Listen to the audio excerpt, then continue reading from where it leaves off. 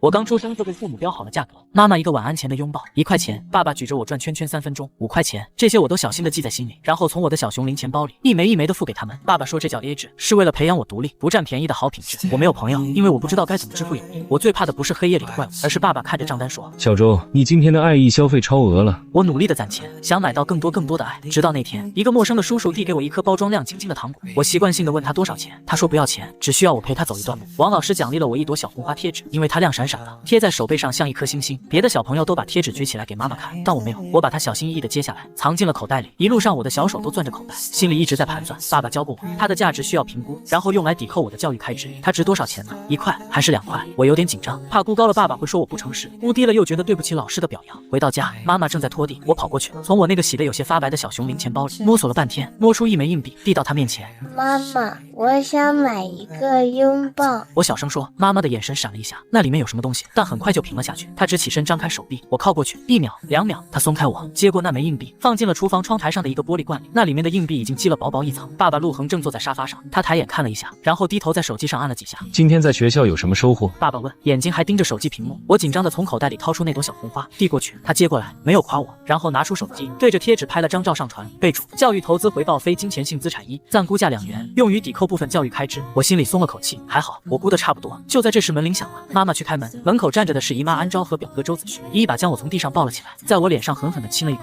我的乖宝贝，姨妈想死你了。我僵住了，姨妈的怀抱很暖，不像妈妈的那么快，也不像爸爸那样会在心里计时。可是这个拥抱太贵了，我挣扎着从她怀里滑下来，躲到妈妈身后，抓着妈妈的衣角。妈妈，姨妈的拥抱要付多少钱？我的钱不够了，可以先欠着吗？姨妈脸上的笑容消失了，她难以置信地看着我，又看看姐和姐妹。表哥周子旭比我大1岁，他不懂大人的脸色，他跑过来，把手里的奥特曼玩具塞到我手里。我吓得连连后退，把小熊零钱包死死抱在胸前。我不能白拿你的东西。陆恒、安瑜，你们看你们干的好事！姨妈终于爆发了，指着爸妈的手都在。你们疯了吗？你们再把一个孩子变成一个怪物，这是家，不是公司。爸爸推了推眼镜说：安昭，你不懂，这是我们先进的育儿理念，为了培养他不占便宜的独立人格，这会让他以后在社会上更有竞争力。独立竞争力？姨妈气得笑了起来。他才4岁，他需要的是没有条件的爱，不是他妈的等价交换。妈妈拉了拉姨妈的胳膊，小声说：好了，安昭，我们有自己的方式，你别管了。姨妈失望地看着妈妈，争吵最终不欢而散。姨妈含着泪要走，临走前，她蹲下来，偷偷塞给我一颗糖。那颗糖的包装纸亮晶晶的，比我见过的任何东西都好看。她压低声音，一字一句地对我说：听着，小周，姨妈给你的东西是爱，爱是不要钱的。我攥着那颗糖，陷入了巨大的困惑。爱是不要钱的。半夜我发起烧来，身体一阵冷一阵热，我很难受。我想叫妈妈，但我不敢。我悄悄打开我的小熊零钱包，里面只剩下2枚硬币和几张我自己画的亲情券。我生病了，妈妈照顾我需要费用，夜间的服务肯定更贵，我的钱不够啊，我付不起，我害怕欠费。爸爸说过，欠费是可耻的。于是我把自己裹在被子里，紧紧攥着姨妈给的那颗糖，那是唯一免费的东西，忍着，希望天快点亮。第2天早上，妈妈来叫我起床，一摸我的额头就惊叫起来，她的手很凉，贴在我额头上很舒服。可爸爸的第一反应是拿出手机，打开那个记账案，预估要费80元，我的跑腿费按最低时薪算20元，合计100元。安宇，你先转50元到家庭医疗紧急预备金账户。陆恒，你先去买药，孩子烧得很厉害。妈妈的声音带着哭腔。规则必须遵守。爸爸坚持着，他们在门口争吵起来，费用支付不公平。穿过房门是我生病，花掉了太多的钱，导致我们家出现了赤字，是我不好。我从床上爬起来，光着脚跑到他们身边，我把我的小熊零钱包，连同里面我所有的资产，还有姨妈给我的那颗我一直没舍得吃的糖，一起塞到妈妈手里。我哭着说：妈妈，我还给你们，你们别吵了，我以后不生病了。妈妈看着我手里的东西，再看看我烧得通红的小脸，她突然崩溃了。她第一次对着爸爸嘶吼。陆恒，你看看你把儿子逼成了什么样。这是我第一次见到妈妈反抗，我心里竟然有一点点高兴。爸爸被妈妈的爆发镇住，他看了一眼我手里的那颗进口糖果，眼神变得更加冰冷。就是因为你妹妹的干涉，才让小周的价值观产生了混乱，必须纠正。所谓的纠正措施是一张更详细的家庭贡献与回报量化表，爸爸把它贴在墙上，上面写着：擦桌子1次积2分，摆好全家人的拖鞋积3分，独立去楼下小卖部买东西积5分，而一个晚安故事需要10个积分来兑换。为了能在睡前听到一个故事，我努力的踮起脚，用尽全身力气去擦那张比我还高的餐桌。有一次爸爸让我自己去楼下小卖部买1瓶酱油，他给我的钱刚刚好，1分不多1分不少。在小卖部门口，我看到一个陌生的男人在给其他小朋友发糖，那些糖果和姨妈给的那颗很像，亮晶晶的。我想起了姨妈的话，爱是不要钱的。那个男人脸上的笑和姨妈的笑好像有点像，我看着他，心里的涟漪又荡漾开来。晚上爸爸妈妈因为一笔电费的分摊差了2块钱，再次爆发了激烈的争吵。我躲在我的房门后，听着外面的吼叫，是我消费了太多的爱，是我让这个家亏损了，我必须为这个家赚钱，弥补亏空。我要出门找到那些免费的爱，把他们带回家。第二天家里很安静，爸爸妈妈还在冷战，谁也不理谁。餐桌上没有早饭，客厅里也没有人，这更坚定了我要出门赚钱的决心。我穿好衣服，把我的小熊零钱包背在身上，里面有我的2枚硬币和几张画着拥抱和笑脸的亲情券。我还带上了那颗姨妈给我的一直没舍得吃的糖，这是我的全部资产，也是我的信誉凭证。在家门口，我犹豫了一下，回头看了一眼安静的家，我小声对着空气说：“爸爸妈妈，我去给家里赚钱了。”然后我拧开门走了出去。我凭着记忆走到了昨天看到那个陌生男人的小区花园，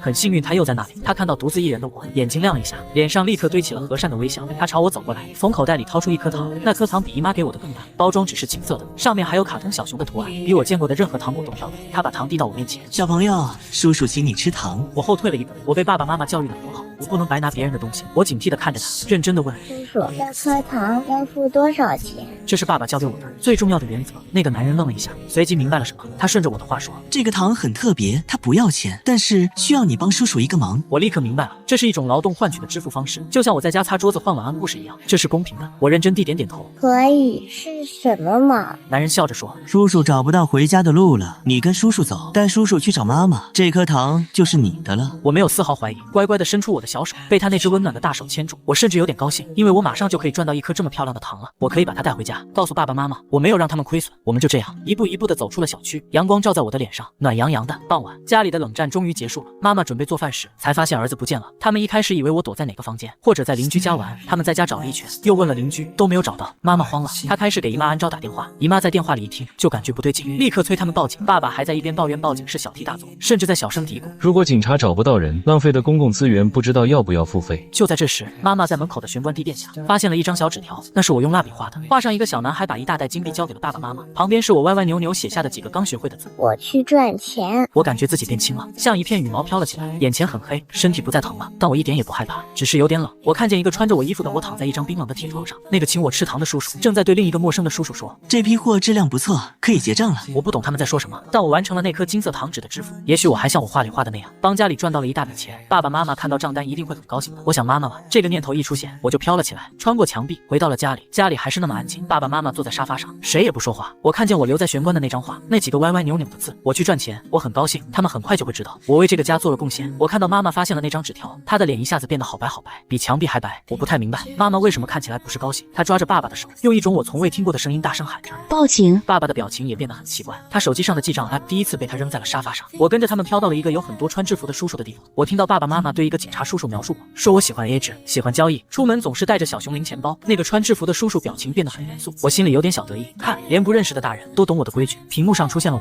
我看到自己牵着那个男人的手，上了一辆白色的面包车。爸爸妈妈一下子激动起来，我也很开心。他们是来接我下班的吗？可是很快，一个电话打来，那个警察叔叔说车牌是假的。妈妈一下子就哭了，爸爸一拳打在墙上。我飘到妈妈身边，想学着姨妈的样子给她一个拥抱，但我的手却直接穿过了她的身体。我第一次感到茫然，为什么他们这么伤心？我不是去赚钱了吗？这不应该是值得高兴的事吗？姨妈安昭也赶来了，家里乱成一团。爸爸在网上不停地加悬赏的金额，嘴里念着多少钱都行，我付。我看着那些数字，比我小熊零钱包里所有的钱，加上我画的所有亲情券，还要多出无数倍。爸爸原来这么有钱啊，那为什么过去连一个拥抱都要我付钱呢？电话又响了，说在临市找到了一个像我的小孩。我跟着爸爸妈妈飞快地飘在车边，车开得很快。我听到妈妈在车里不停地哭，她说找到我以后再也不记账了，要给我买世界上最好喝的温酒，吃所有我想要的糖果。我心里暖洋洋的，原来完成一笔这么大的生意可以换来这么多奖励。可是那个小孩不是我。我看到妈妈发出了很可怕的哭声，爸爸抱着她，那个总是很冷静很理性的爸爸也哭了。我飘在他们身边，第一次感觉到了他们的悲伤。就在他们最绝望的时候，警察叔叔叫住了他们。我跟着他们走进一间白色的小房间，一眼就看到了我的小外套，我最喜欢的那件，只是上面红红的，像我画画时不小心弄洒了红色颜料。旁边还有那张我赚来的金色糖纸，我很高兴，这是我的交易凭证，他们找到了，这下可以证明我完成交易了。妈妈看到那件衣服，眼睛一翻，就软软的倒了下去。爸爸赶紧扶住她，我着急的想告诉她，爸爸别怕，这是我赚的。可我怎么也发不出声音。我听到那个警察叔叔艰难的对爸爸说，孩子的器官已经被摘除了。我们根据现场遗留物整理出了一份带血的账单。账单这个词我太熟悉了，我努力的去看爸爸的脸，想从他那张脸上看到结清账目后的轻松，但是我没有。我看到爸爸那张总是在计算的脸，第一次出现了空白。那一刻，我好像有点明白了，我这笔最后的交易好像做错了。我看到爸爸那张碎掉的脸，然后妈妈就倒下去了。很多人围了过来，声音很吵。我飘在爸爸身边，他一动不动，我有点着急。在医院里，妈妈醒了，她不哭也不闹，只是睁着一双空洞的眼睛，直直的看着白色的天花板。姨妈安昭握着她的手，让她哭出来，但她没有任何反应。我试着去碰碰他的脸，但我的手一次又一次的穿过了他的身体，我好像真的只是空气了，连一丝风都带不起来。他们回家了，家里比我离开时更冷更安静。妈妈走进家门，像梦游一样，径直走向了书房，那里有爸爸的电脑，我们那个记录着所有收支和情感交易的家庭共享账本就在上面。妈妈打开电脑，屏幕亮起，上面还停留着爸爸最后一条关于我的记录：教育投资回报非金钱性资产1，暂估价2元。妈妈盯着那行字看了很久很久，突然她举起了旁边的椅，用尽全身的力气狠狠砸向了显示器，屏幕瞬间碎裂，然后彻底黑了下去。我吓了一跳，那个电脑很贵的，爸爸记过账要好几千块，妈妈为什么要弄坏它？爸爸一定会让他赔的。可是爸爸就站在书房门口静静的看着，他没有阻止。妈妈砸完电脑，又像疯了一样冲向书柜，把里面所有用文件夹整理的整整齐齐的账本、票据、家庭消费记录全都扯了出来，一页一页的撕了个粉碎。那些记录着1块钱的拥抱、5块钱的游戏、2块钱的贴纸的纸片，像雪花一样在客厅里飞舞，很快就埋住了地毯。爸爸看着满地的狼藉，身体不易察觉的抖了一下，嘴里开始喃喃自语。我听着爸爸的话，觉得很奇怪，我这笔交易明明完成了，他为什么会说错了？我到底给这个家带来的是盈利还是亏损？我越来越糊涂了。姨妈安昭冲了进来，看到这一幕，狠狠给了妈妈一巴掌，清脆的响声后，她又立刻紧紧地抱住了妈妈。安瑜，你给我哭，为了小周，你给我哭出来！姨妈的声音沙哑，妈妈在姨妈的怀里，身体抖了很久，终于哇的一声放声痛哭。爸爸没有理会他们，他默默地走进了我的房间，那是这个家里唯一没被波及的地方，一切都还是我离开时的样子。他捡起那摆在台上的一枚硬币，死死地攥在手心，然后他转身一言不发地走出了家门。我感觉他要做一件很可怕的事，我不安地飘着跟了上去。我跟着爸爸，他去了银行，取出了他账户里所有的钱。我看着那些红色的钞票堆在桌子上，像一座小山。爸爸原来真的很有钱，那为什么过去连一个拥抱都要我付钱？他没有回家，而是去了一个新租的空无一人的小公寓。房间里只有一张床，一张桌子，他在墙上挂了一块白板，就像以前他用来给我们家做预算规划的那种。但他拿起笔，在白板最上方写的第一个字是我的名字陆舟。他在我的名字后面画了一个巨大的等号，等号的另一边，他开始写下一连串的名词：人贩子的命，团伙成员的家庭，他们的恐惧，他们的绝望。我看着那块白板有点发冷。他开始变卖他拥有的一切，我们住的房子，家里的车，他账户里的股票。他对中介的要求只有一个，用最快的速度换成现金，价格无所谓。他用这些钱雇佣了城里最好的私家侦探，把警方给他的所有有限的线索都扔了过去。他的要求明确，我不要他们被抓，我只要一份名单，一份所有参与过这件事的人的名单和他们的全部信息，越详细越好。与此同时，妈妈被姨妈接回了家，她把自己关在房间里，抱着我的衣服，日复一日的不吃不喝。爸爸在那个空荡荡的公寓找到了他以前给我制定的那张家庭贡献与回报量化表，他盯着那张写满积分和规则的纸，看了很久很久，然后他拿出打火机，从陆舟那3个字开始点燃了它。橘黄色的火焰吞噬了纸张，化为了一撮灰烬。我看着那张表烧掉，心里却没有一丝高兴，因为我看到烧掉旧账本的爸爸正在墙上写一本更可怕、更血腥的新账本。私家侦探的电话来了，效率很高。顾先生，查到了。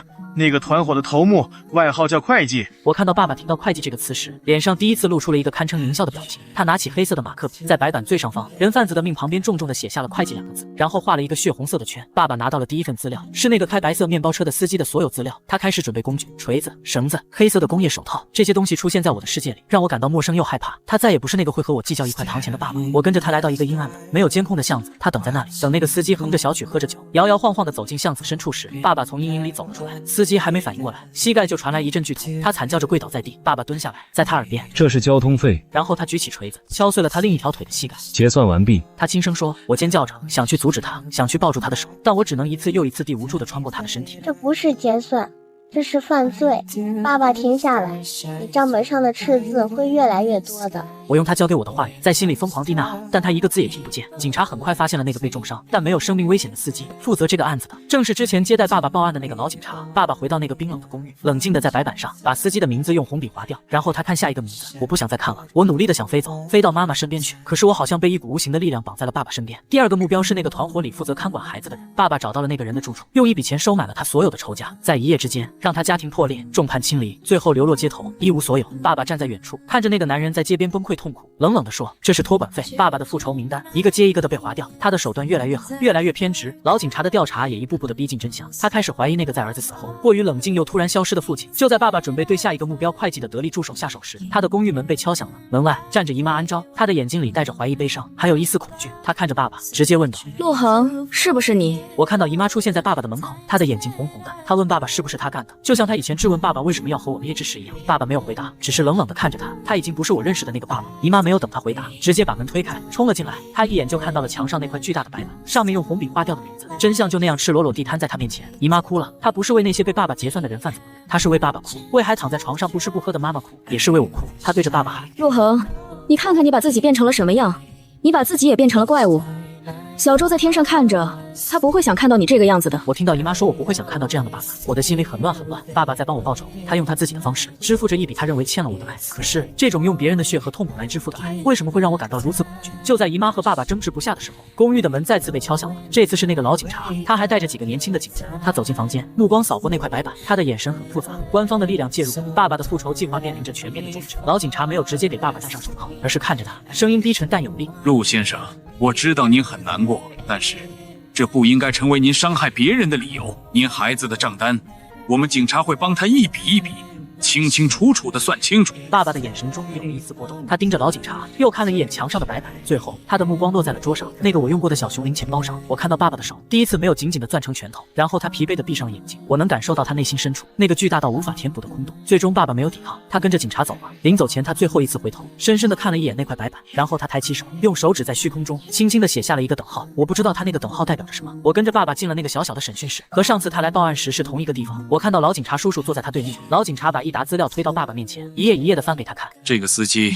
家里也有个和你儿子差不多大的孩子，上个月刚查出白血病，这个负责看管的是为了给他乡下瘫痪的母亲筹钱治病，才第一次下水。爸爸冷冷地打断了他，他们的理由不能成为我儿子死亡的借口，一码归一码。老警察抬起头，对，一码归一码，你儿子的死是一码，法律会追究到底；你伤人是另一码，法律同样会追究。陆先生，你是个聪明人，这个道理你应该比我懂。爸爸沉默了。老警察告诉他，警方一直在全力追捕主犯会计，但对方切断了所有已知的线索，他们需要时间。他劝爸爸，如果真的爱孩子，就应该相信法律，而不是用另一场悲剧去覆盖上一场悲剧。我看着爸爸紧锁的眉头，心里第一次希望他能听警察叔叔的话。我不想他再伤害别人，也不想他再受伤。如果我的死亡需要用爸爸的未来去支付，那这笔交易我宁愿从一开始就没有发生过。由于证据不足，加上姨妈请了最好的律师，爸爸被保释了，但他被严密的监视着，不能离开这座城市。他回到了那个空荡荡的公寓，他站在那块白板前，久久地凝视着那个唯一没有被划掉，还被血红色圆圈圈起来的名字会计。他拿起笔又放下，拿起又放下。我飘在他身边，看着他痛苦挣扎的样子，我终于明白姨妈说的那句爱是不要钱的是什么意思了。爱不是交易，不是结算，更不是用仇恨去填平的账本。爱是不希望你为了我变成一个怪物。突然，爸爸拿起板擦，用力擦掉了白板上所有的名字，所有的备注，只留下了会计那孤零零的2个字。然后他打开电脑，他的手指在键盘上飞快地敲击。警方和姨妈都在监视着爸爸，但他们只看到他在进行复杂的金融操作，以为他终于放弃了暴力，回到了他熟悉的数字世界。老警察虽然满心怀疑，但找不到任何他要违法的证据。会计上钩了，他通过层层加密的渠道联系了爸爸的空壳公司，经过几轮试探，他们约定在一个废弃的港口进行验资和交易。我跟着爸爸来到那个港口，这里阴森潮湿，和我失去意识前待的那个地方很像。会计出现了，他是一个看起来很斯文的中年男人，戴着金边眼镜，穿着合体的西装，就像爸爸以前的样子。爸爸向会计展示了账户里那庞大到足以买下这个港口的资金，然后他按下一个按钮，我的照片，我笑得最开心的那张照片被投影在了巨大的集装箱上。会计那张斯文的脸终于变了颜色。爸爸用冰冷的声音说，我查过你，你追求利润最大化，风险最小化。现在我给你一个选择，这里有2份账单，一份是你用我孩子的命换来的所有不义之财，我会用金融手段让你在未来10年内10倍100倍的吐出来，让你永世不得翻身。另一份，他从风衣里拿出了一把刀，是你自己的命，现在结算一了百了。我看着爸爸举起那把刀，看着会计惊恐万状的脸，那一刻我仿佛看到他和爸爸的影子重合。我不要爸爸变成他。我用尽我全部的力量向旁边一个悬挂的铁钩撞了过去。当一声清脆的巨响在空旷的港口里回荡，爸爸被这突如其来的声音惊动，举着刀的手有了一瞬间的迟疑。就在这0.1秒的迟疑里，无数的警灯爆闪，老警察带着人从四面包围了过来。陆恒，住手！老警察的吼声撕心裂肺。会计见状，知道自己彻底完了，他陷入了最后的疯狂，从怀里拔出一把枪，不是对着警察，而是疯狂地对准了陆恒。是你毁了我的一切，我要你给我陪葬！子弹射向爸爸，但在子弹和他之间，老警察下意识地挺身而出，挡在了前面。在那瞬间，我看到爸爸做出了他一生中最重要的一次计算，他没有躲，而是猛地扑向了老警察，用自己的身体将他狠狠地推开。噗嗤，子弹射入了爸爸的肩膀，他倒在地上，鲜血从伤口涌了出来。他倒在地上，看着我的方向，脸上再也没有了算计，没有了仇恨，只有一种如释重负的解脱。我看到爸爸中枪倒下，也看到会计被警察死死地按在地上。在医院里，爸爸醒了，老警察坐在他的床边，什么也没说，只是默默地拿起一个苹果，用小刀一圈一圈地帮他削着皮。爸爸看着那个苹果，看着老警察手上专注的动作，突然这个像机器一样精准了一辈子的男人，泪水无声地奔涌而出。他终于像一个正常人一样哭了，为了我，也为了他自己。会计极其团伙，最终被判处死刑，而爸爸因为之前的伤人行为和非法设局引诱罪犯，被判处有期徒刑3年。在法庭上，他平静地接受了所有的判决。我看着爸爸被带走，他回头深深地看了一眼旁听席上的妈妈和姨妈。爸爸入狱后，妈妈在他的书房里找到了他早就签好字的离婚协议书和一封信，信里说他把他所有的财产都转到了一个新成立的以我的名字字命名的小舟基金会，专门用于救助那些像我一样被拐卖的儿童和破碎的家庭。妈妈没有在离婚协议上签字，她接管了那个基金会。那个曾经懦弱麻木的女人，第一次独自走出了家门，站在了无数的摄像机前。她用颤抖但无比坚定的声音，向全世界讲述了我们的故事，呼吁社会关注畸形家庭教育和儿童安全。基金会成立的第1个月，他们就从人贩子手里救下了一个差点被卖掉的小女孩。我看到妈妈抱着那个女孩，哭得像个孩子。我看着妈妈在阳光下为基金会奔走忙碌，看着姨妈和表哥时常陪在她身边，看着爸爸在监狱里拒绝了所有的减刑和假释，坚持服满刑期，定期收到一份又一份来自小舟基金会的年度报告。他们都在用自己的方式继续爱着我。我的心里再也没有了困惑和茫然，只有满满的快要溢出来的温暖。3年后，爸爸出狱那天，妈妈去接他，他们没有拥抱，只是隔着一段距离，远远地站着，阳光洒在他们身上，柔和又安静。妈妈对他说：“陆恒，基金会还缺一个会计。”爸爸看着他看了很久很久，然后他郑重地点了点头。我看到他们并肩走在阳光下，背影被拉得很长很长，我感觉自己越来越轻，越来越透明。爸爸妈妈，你们终于学会了，爱是唯一的永远无法计价的资产。在我彻底消散前，我最后看了一眼我的小熊零钱包，它被妈妈擦拭得干干净净，放在了基金会荣誉室的陈列柜里，旁边立着一块小小的牌子，上面写着：“每一份爱都价值连城，且无需支付。”我笑了，然后化作了光。